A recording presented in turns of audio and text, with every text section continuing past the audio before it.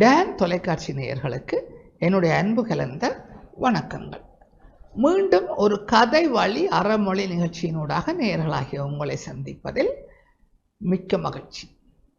ஒரு நேர்முக பரீட்சை, அந்த நேர்முக பரீட்சை பல்வேறு கட்டங்களை தாண்டி இப்பொழுது இறுதி கட்டத்தில் இருக்கின்றது. ஒரே ஒரு பதவிக்காகத்தான் அந்த நேர்முக பரீட்சை நடத்தப்படுகின்றது. ஆரம்பத்திலே ஒரு எழுத்து பரீட்சை நடத்தப்பட்டது.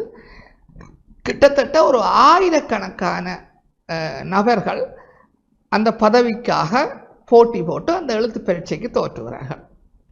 அந்த எழுத்து பரீட்சைக்கு தோற்றியவர்களிலிருந்து மிக சொற்ப எண்ணிக்கையானவர்கள் ஒரு நேர்முக பரீட்சைக்காக அழைக்கப்படுகிறார்கள். அழைக்கப்பட்டால் ஒரு கிட்டத்தட்ட 100 பேர் என்று வைத்துக் கொள்வோம். 100 பேர் மீண்டும் ஒரு நேர்முக பரீட்சைக்கு அழைக்கப்படுகிறார்கள். அழைக்கப்பட்டு அங்கே அவர்களது சான்றிதழ்கள் எல்லாம் பரிசோதிக்கப்படுகின்றன. சரி, இப்பொழுது அந்த 100 பேரிலிருந்து 10 பேர் அடுத்த கட்ட நேர்முக பரீட்சைக்கு தெரிவு செய்யப்படுகிறார்கள். அந்த 10 பேரும் பிரசன்டேஷன் ஒன்றை செய்ய வேண்டும், முன்வைப்பு ஒன்றை செய்ய வேண்டும். அந்த 10 பேரும் முன்வைப்புகளை செய்கிறார்கள். அந்த 10 பேரிலிருந்து 2 பேர் இப்பொழுது அடுத்த கட்ட நேர்முக பரீட்சைக்காக தெரிவு செய்யப்பட்டிருக்கிறார்கள். இந்த 2 பேரில் ஒருவர் தான் இந்த பதவிக்காக தெரிவு செய்யப்பட போகின்றார். அந்த நேர்முக பரீட்சைக்கான திகதி வேறொரு தினம் குறிக்கப்படுகின்றது. குறிப்பிட்ட அந்த தினமும் வந்து சேர்கின்றது. இந்த நேர்முக பரீட்சைக்காக அந்த 2 பேருமே அங்கே வருகிறார்கள். இப்பொழுது அந்த 2 பேரினதும் குடும்ப பின்னணியை நான் உங்களுக்கு சொல்ல வேணும். உங்களுடன் பகிர்ந்து கொண்டால் தான் இந்த கதையின் சுவாரஸ்யம் புரியும். 2 பேருமே யுவதிகள், பெண்கள். அதில் ஒரு பெண்மணி மிகுந்த பணக்கார குடும்பத்தை சேர்ந்தவர். அவருக்கு ஒரு 6 மாத கைக்குழந்தை இருக்கின்றது.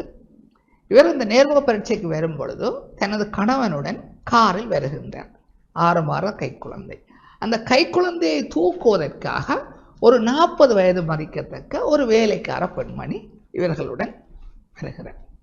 அந்த வேலைக்கார பெண்மணிக்கு இந்த குழந்தைக்கு தேவையான பால்மா வகைகள், தண்ணீர் போன்றவற்றை எடுத்து கொடுப்பதற்காக ஒரு 10-12 வயது மதிக்கத்தக்க ஒரு சிறுமி, வேலைக்கார சிறுமி அவர்களுடன் வருகிறாள். அந்த வேலைக்கார பெண்மணியும் அந்த வேலைக்கார சிறுமியும் இந்த குழந்தையை சரியாக பார்க்கிறார்களா என்று மேற்பார்வை செய்வதற்காக இந்த நேர்முக பரீட்சைக்கு வருகின்ற பெண்மணியின் வயதான தாயாரும் வருகிறார். ஆக மொத்தம் இந்த நேர்முக பரீட்சைக்கான பெண்மணி, அவளது கணவன், அவளது தாயார், அவளது 6 மாத குழந்தை, அந்த குழந்தையை பார்ப்பதற்கு 2 பேர் என 6 பேர் இந்த நேர்முக பரீட்சைக்காக தங்களுக்கு சொந்தமான காரிலே வந்திருக்கிறார்கள். இந்த நேர்முக பரீட்சையிலே தெரிவு செய்யப்பட்ட மற்ற கேண்டிடேட்டும் ஒரு பெண்மணி தான். அவரும் கிட்டத்தட்ட ஒரு 6 மாத கைக்குழந்தையுடன் தான் அந்த நேர்முக பரீட்சைக்கு வந்திருக்கிறார்.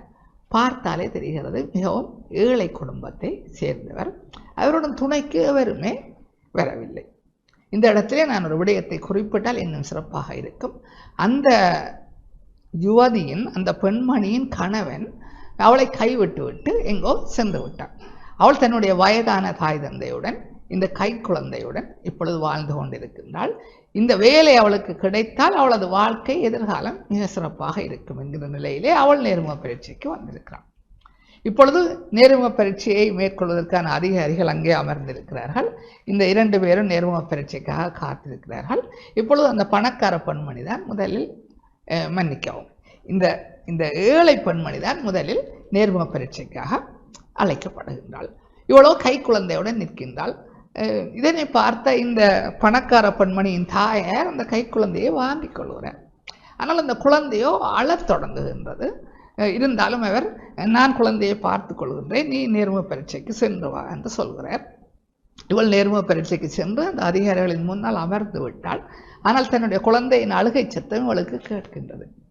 இவளால் அந்த நேர்முக பரீட்சையில் கேட்கப்படுகின்ற வினாக்களுக்கு சரியாக பதில் சொல்ல முடியவில்லை. அவளது குழந்தையின் அழுகை சத்தம் தான் அவளுக்கு கேட்டுக்கொண்டிருக்கின்றது. கொஞ்சம் பதட்டத்துடன் அரைகுறையாக பதில் சொல்லிவிட்டு இவள் எழுந்து வந்து தன்னுடைய குழந்தையை வாங்கி விடுகிறாள். வாங்கி கொண்டு அவள் வழியே சென்று விட்டாள். இப்பொழுது அந்த பணக்கார பெண்மணி நேர்முக பரீட்சைக்காக அழைக்கப்படுகின்றாள். அவள் நேர்முக பரீட்சைக்கு செல்கின்றாள். அவளது குழந்தையை பார்த்து கொள்வதற்கு அவளது கணவன், அவளது தாயார் ஒரு வேலைக்கார பெண்மணி, அந்த வேலைக்கார பெண்மணிக்கு உதவி செய்வதற்கு ஒரு வேலைக்கார சிறுமி, இத்தனை பேர் இருக்கும் பொழுது அந்த குழந்தை அழுவதற்கு சந்தர்ப்பம் இல்லை. அந்த குழந்தை மிக மகிழ்ச்சியாக சிரித்து விளையாடி கொண்டிருக்கிறது. இவள் நேர்முக பரீட்சைக்கு செல்கின்றாள், நேர்முக பரீட்சையை எதிர்கொள்கின்றாள். அவர்கள் கேட்கின்ற கேள்விகளுக்கெல்லாம் மிகச் சரியாக பதில் சொல்கின்றாள். கிட்டத்தட்ட தீர்மானிக்கப்பட்டு விட்டது, இவளுக்குத்தான் அந்த வேலை கிடைக்கப் போகின்றது என்பது அந்த அதிகாரிகளினால் தீர்மானிக்கப்பட்டு விட்டது. இப்பொழுது அந்த நேர்முக பரீட்சை குழுவின் தலைவர் இவளை பார்த்து கேட்கின்றார், சரி, உங்களுக்குத்தான் பெரும்பாலும் இந்த வேலை கிடைப்பதற்கான சந்தர்ப்பம் இருக்கின்றது, நீங்கள் ஏதாவது சொல்ல விரும்புகிறீர்களா, உங்களுக்கு ஏதாவது நிபந்தனைகள் இருக்கிறதா என்று சொல்லி கேட்கின்றார். அவரது எதிர்பார்ப்போ அவள் தன்னுடைய வீட்டுக்கு அண்மையாக அலுவலகம் அமைய வேண்டும் அல்லது தங்குமிட வசதி தர வேண்டும் என்று ஏதாவது ஒன்று கேட்பாள் என்று நினைத்து கொண்டுதான் அவர் அந்த கேள்வியை கேட்கின்றார். ஆனால் அந்த பெண்மணியோ மிகவும் சாந்தமாக பௌயமாக, மன்னிக்க வேண்டும், எனக்கு இந்த வேலை வேண்டாம், எனக்கு முன்னர் நேர்முக பரீட்சைக்கு வந்த அந்த பெண்மணிக்கு இந்த வேலையை கொடுத்து விடுங்கள், அதற்காக நான் என்ன கடிதம் எழுதி தர வேண்டுமாக இருந்தாலும் எழுதி தருகின்றேன் என்று சொன்னதும் அங்கே அந்த நேர்முக பரீட்சை குழுவில் இருந்த அனைத்து அதிகாரிகளினதும் கண்களும் கலங்கிவிட்டன. இவள் மிக சந்தோஷமாக அந்த இடத்தை விட்டு எழுந்து வருகின்றாள். அவளது கணவன், தாய், அந்த வேலைக்கார பெண்மணி எல்லோருமே அவளை மிக சந்தோஷமாக வரவேற்கிறார்கள்.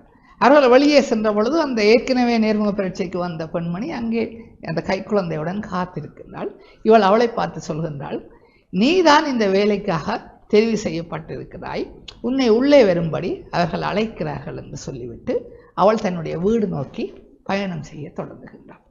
நேயர்களே, இந்த கதையும் கதை தந்த பாடமும் உங்களுக்கு பிடித்திருக்கும், புரிந்திருக்கும் என்று நம்புகின்றேன். என்னதான் உலகம் இப்பொழுது தரங்கட்டு போய்விட்டதாக நாங்கள் சொன்னாலும் கூட இன்றும் கூட நல்ல மனம் படைத்த ஒரு சிலர் இருக்கத்தான் செய்கிறார்கள் என்கின்ற பாடத்தை தான் இந்த கதையினூடாக நான் புரிந்து கொண்டேன். மீண்டும் ஒரு கதை வழி அறமொழி நிகழ்ச்சியினூடாக நேயர்களாகிய உங்களை சந்திக்கும் வரை உங்களிடமிருந்து விடைபெற்றுக் கொள்கின்றேன். நன்றி, வணக்கம்.